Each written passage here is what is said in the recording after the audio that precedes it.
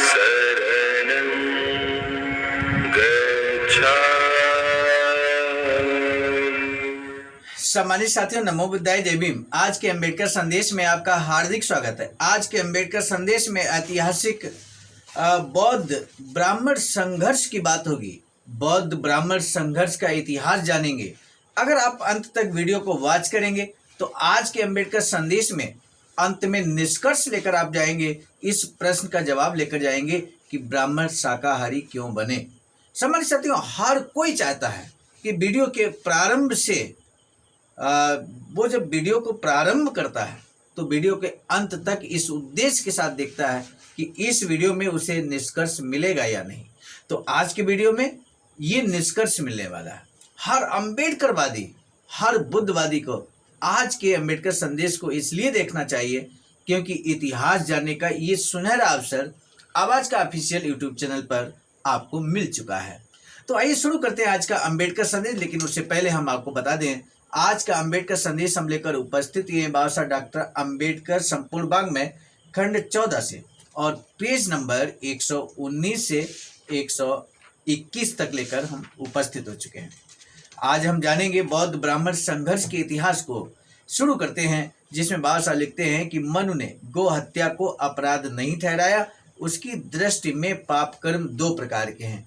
पाप कर्म वो दो प्रकार के कौन से हैं ये जरूर हम आपको बताएंगे। लेकिन आज का अम्बेडकर संदेश BBAIC अर्थात Buddha Bodhisattva Ambedkar international centre BBAIC Sarnath Varanasi राज्य उत्तर प्रदेश देश भारत के सौजन्य से आपकी सेवा में प्रस्तुत किया जा रहा है।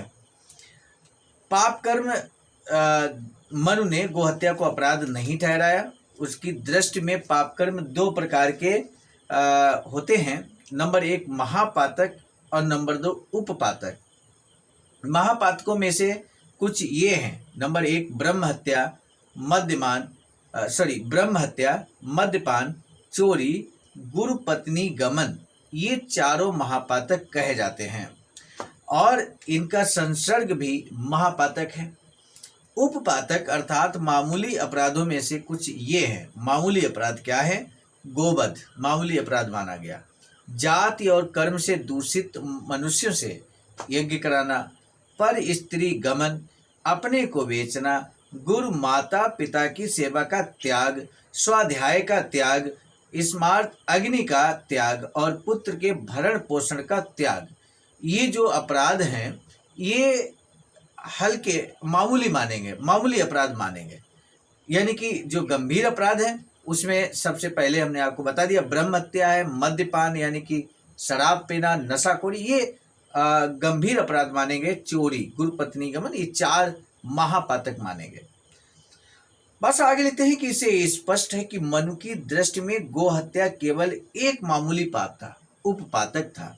ये निंदनीय तभी था जब गो की हत्या बिना किसी उचित तथा पर्याप्त कारण के हो, और यदि ऐसा ना हो तो ये कोई बहुत घृणित कर्म नहीं था। याज्ञवल्क्य का मत भी ऐसा ही था। इस बात से यही सिद्ध होता है कि ब्राह्मण पीढ़ी दर पीढ़ी गो मांसाहारी बने रहे। उन्होंने गो मांसाहार क्यों छोड़ दिया?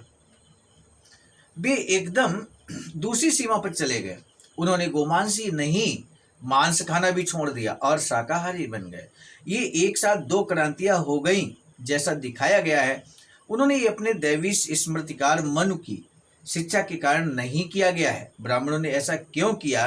क्या ये किसी सिद्धांत के कारण अथवा किसी अभिप्रेत समर नीति के तहत ऐसा हुआ? जानेंगे विस्तार से। आज इन दोनों प्रश्नों का जवाब आपको मिलकर रहेगा, निष्कर्ष आपको मिलने वाला है। भाषा लिखते हैं कि इस प्रश्न के दो उत्तर हैं। इस प्रश्न के कि ब्राह्मण शाकाहारी क्यों बन गए, इस प्रश्न के दो उत्तर हैं। दोनों उत्तर जानेंगे। एक उत्तर तो यह है कि गो की पूजा उस अद्वैत दर्शन का परिणाम है जिसकी शिक्षा है कि समस्त विश्व में ब्रह्म व्याप्त है और इसलिए सारा जीवन, चाहे वो मनुष्य का हो चाहे पशु का हो, पवित्र है। स्पष्ट ही है कि यह व्याख्या संतोषजनक नहीं है। पहले तो इसका वास्तविकता से कोई मेल नहीं है। वेदांत सूत्र जो ब्रह्म की एकता का उपदेश देते हैं, यज्ञों के लिए पशु हत्या को वर्जित नहीं करते।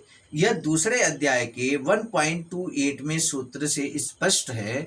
दूसरे, यदि यह परिवर्तन वेदांत के आदेश को आचरण में उतारने का परिणाम है तो फिर गो तक क्यों सीमित है? ये दूसरे सभी पशुओं पर लागू होना चाहिए था।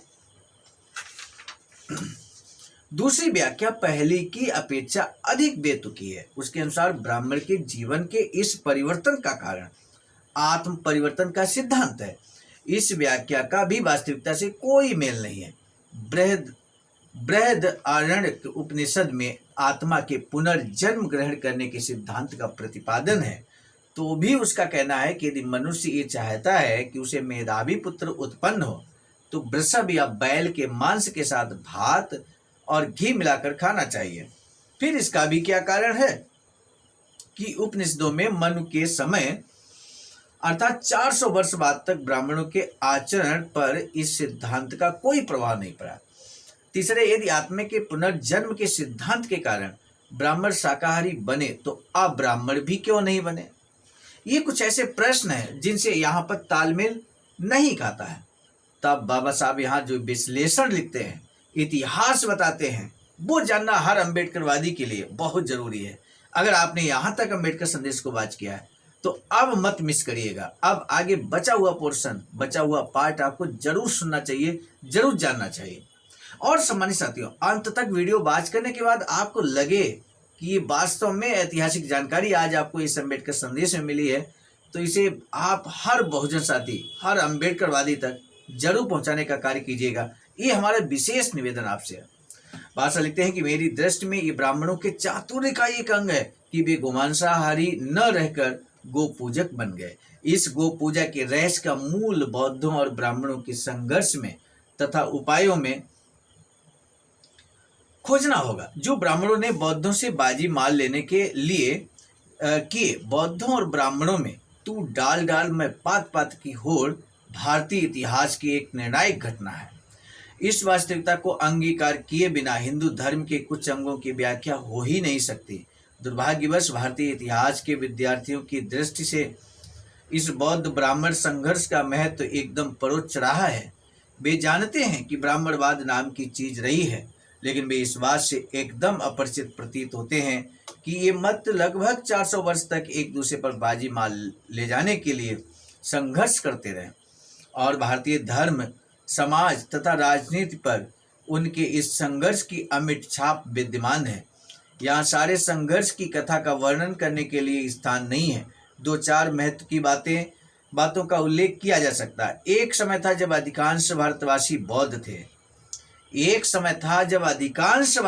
बौद्ध थे। ये सैकड़ों वर्षों तक भारतीय जनता का धर्म रहा है। इसने ब्राह्मणवाद पर ऐसे आक्रमण किए जैसे इससे पहले किसी ने नहीं किए थे। ब्राह्मणवाद अवनति पर था और यदि एकदम अवनति पर नहीं तो भी उसे अपने अस्तित्व की ही चिंता हो रही थी। बौद्ध धर्म के विस्तार के कारण ब्राह्मणों का प्रभुत्व न राज दरबार में रहा और न जनता में रहा। वे इस पराजय से पीड़ित थे जो उन्हें बौद्ध धर्म के हाथों मिली थी और अपनी शक्ति तथा प्रभुत्व को पुनः प्राप्त करने के लिए हर प्रकार से प्रयत्नशील थे।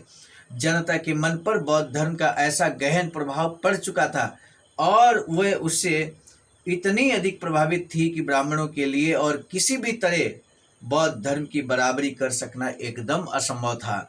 उसका एक ही उपाय था कि बौद्धों के जीवन दर्शन को अपनाएं और इस मामले में उनसे भी 4 कदम आगे बढ़ जाएं। बुद्ध के परिनिर्वाण के बाद बौद्धों ने बुद्ध की मूर्तियां तथा स्तूप बनाने आरंभ किए। ध्यान दीजिए, बुद्ध के परिनिर्वाण के बाद बौद्धों ने बुद्ध की मूर्तियां तथा स्तूप बनाने आरंभ किए। ब्राह्मणों ने उसका अनुसरण किया। उन्होंने अपने मंदिर बनाए और उनमें शिव, विष्णु, राम, कृष्ण आदि की मूर्तियां स्थापित की। उद्देश्य इतना ही था कि बुद्ध मूर्ति पूजा से प्रभावित जनता को किसी न किसी तरह अपनी ओर आकर्षित करें। इस प्रकार जिन मंदिरों और मूर्तियों का हिंदू धर्म में कोई स्थान नहीं था, उनके लिए स्थान बना। बौद्धों ने उस ब्राह्मण धर्म को त्याग दिया था जिसमें पशु बलि वाले और विशेष रूप से गोवध वाले यज्ञ आदि होते थे। गोवध के बारे में बौद्धों की आपत्ति का जनता पर बड़ा गहरा प्रभाव पड़ा। इसके 2 कारण थे। एक तो वह लोग कृषि प्रधान थे और दूसरे गो यानी कि गाय बहुत उपयोगी थी। अधिक संभावना यही है कि उस समय ब्राह्मण गो घातक समझे जाकर घृणा के पात्र बन गए थे। ठीक वैसे ही जैसे अतिथि भी गोश्त की घटनाओं के कारण घृणित समझे जाने लगे थे, क्योंकि जब भी कोई अतिथि आता था तब भी सम्मान में गो हत्या करनी पड़ती थी। ऐसी परिस्थिति में अपनी स्थिति सुधारने के लिए ब्राह्मण एक गिरोह में जो पूजा करते थे और उसके साथ जो गोवध होता था उसे छोड़ देने में ही ब्राह्मणों ने अपना हित समझा। गो मांसाहार छोड़ने में ब्राह्मणों का उद्देश्य बौद्ध भिक्षुओं से उनकी श्रेष्ठता छीन लेना ही था। ये बात ब्राह्मणों के शाकाहारी बन जाने से सिद्ध होती है। अन्यथा ब्राह्मण शाकाहारी क्यों बना? इसका उत्तर यही है कि बिना शाकाहारी बने वह पुनः उस स्थान को प्राप्त कर ही नहीं सकता था जो बौद्ध धर्म के प्रसार के फलस्वरूप उसके पांव के नीचे से खिसक चुका था। इस संबंध में ये बात स्मरण रखने की है कि बौद्धों की तुलना में एक बात को लेकर ब्राह्मण जनता की दृष्टि में बहुत ही हीन पड़ता था। ये बात पशुवध की थी जो ब्राह्मणवाद की जड़ थी और जिसका बौद्ध धर्म एकदम विरोधी था। यह स्वाभाविक है कि ऐसी जनता में जो कृषि पर निर्भर करती हो, बौद्ध धर्म के प्रति आदर और उस ब्राह्मण धर्म के प्रति घृणा हो जिसमें अन्य पशुओं के साथ गोओं यानी कि गायों और बैलों का भी वध होता हो। अपने विगत सम्मान को बचाने के लिए ब्राह्मण क्या कर सकते थे सिवाय इसके कि बौद्ध भिक्षुओं से भी एक कदम आगे जाकर न केवल गोमांस भक्षण ही छोड़ दें बल्कि शाकाहारी बन जाएं। शाकाहारी बनने में ब्राह्मणों का यही उद्देश्य था। ये कई तरह से सिद्ध हो सकता है। सम्मानित साथियों, आज के अम्बेडकर संदेश में जिस प्रश्न को लेकर आप पिछले कई दिनों से चल रहे थे, आज निष्कर्ष पर पहुंचे हैं और कल के अम्बेडकर संदेश हम लेकर उपस्थित होंगे कि गो मांसाहार या मांसाहार के बारे में बौद्ध धर्म का क्या सिद्धांत है, भगवान बुद्ध ने इस बारे में क्या निर्णय दिया है, भगवान बुद्ध ने क्या मार्गदर्शन किया है या बौद्ध धर्म में किस तरह की व्यवस्था है। ये कल के अम्बेडकर संदेश में महत्वपूर्ण अम्बेडकर संदेश कल का भी बहुत रहेगा जिसमें हम आपको जरूर बताएंगे। आज के अम्बेडकर संदेश को हम यहीं पर रोकने से पहले आपको बता दें, आज का जो महत्वपूर्ण प्रश्न है वो महत्वपूर्ण प्रश्न ये है कि बौद्धों ने बुद्ध की जो मूर्तियां और स्तूप बनाने आरंभ किए वो कब प्रारंभ किए। आज के अम्बेडकर संदेश में इसका जिक्र किया गया है। बौद्धों ने बुद्ध की मूर्तियां लगाई, स्तूप बनाए, लेकिन कब बनाना प्रारंभ किया इस बारे में जिक्र किया गया बहुत स्पष्ट ढंग से। आज के अम्बेडकर संदेश में आप इस प्रश्न का जवाब जरूर दीजिएगा। हमें बेसब्री से आपके जवाब का इंतजार रहता है। उन सभी साथियों का मैं धन्यवाद ज्ञापित करता हूं जो लगातार अम्बेडकर संदेश को वाच करते हैं, लगातार अम्बेडकर संदेश को न सिर्फ वाच करते हैं बल्कि जन जन तक पहुंचाने के लिए अपने स्तर से शेयर भी करते हैं। आपका बहुत बहुत साधुवाद ज्ञापित करते हुए अब दीजिए इजाजत। मिलेंगे नए डॉक्टर अम्बेडकर संदेश में। आप सभी को सादर नमो बुद्धाय, जय भीम। नमो बुद्धाय, जय भीम। लाइक सब्सक्राइब कमेंट जरूर करना। यूट्यूब पे बताना प्लीज।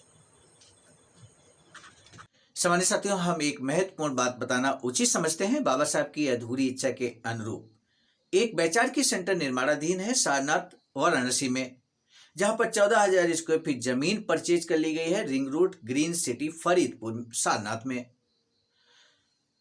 वैचारिकी सेंटर के प्रशासनिक ब्लॉक का निर्माण कार्य कंप्लीट हो चुका है। शानदार बेहतरीन प्रशासनिक ब्लॉक का निर्माण पूर्ण हो चुका है।